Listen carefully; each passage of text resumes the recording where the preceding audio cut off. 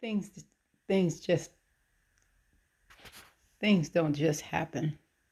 Today I went to Giant Eagle. It was such a beautiful day.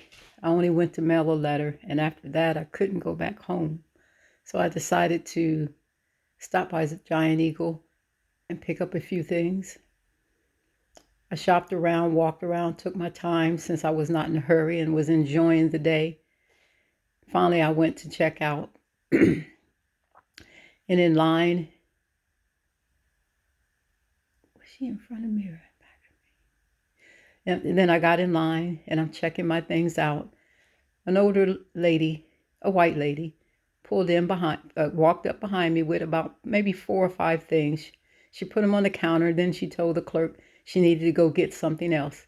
She pulled everything back and she left. A gentleman walked up to check out and he said, "Is this somebody's stuff you?" And I'm the only one in line. He said, "You don't want this stuff? This somebody's stuff?" And then the clerk said, she just stepped back to get something. And I stood there for a moment and God spoke to my heart and said, "Pay for the stuff for her." So I went and got it and I pushed it down. I said, "Go ahead and ring it up." And and he said, "Oh, okay." And so I rang the stuff up for her. And she eventually came back. And he said, the clerk said, "She's on her way back."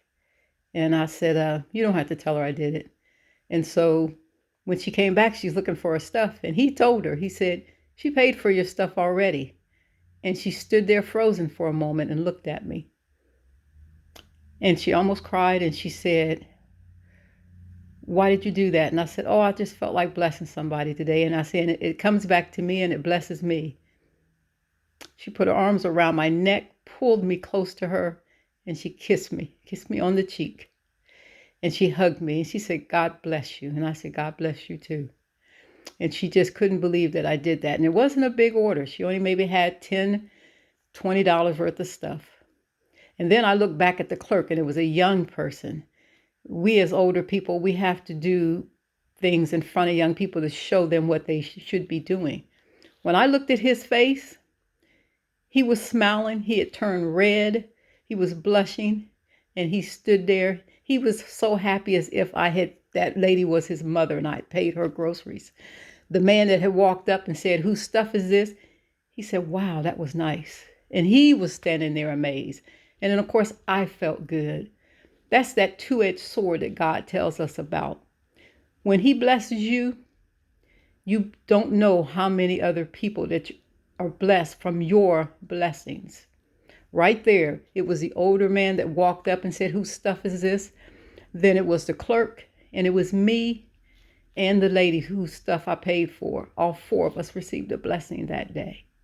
Just wanted to share that. We got to do things. We got to start blessing people.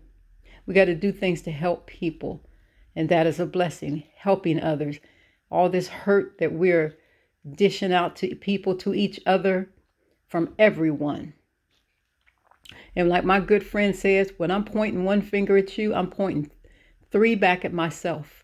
We all do it. We're dishing out so much hatred in the world today. And it has to stop somewhere. Somewhere it has to stop. If not, what will we become? Think about it. What will happen to us?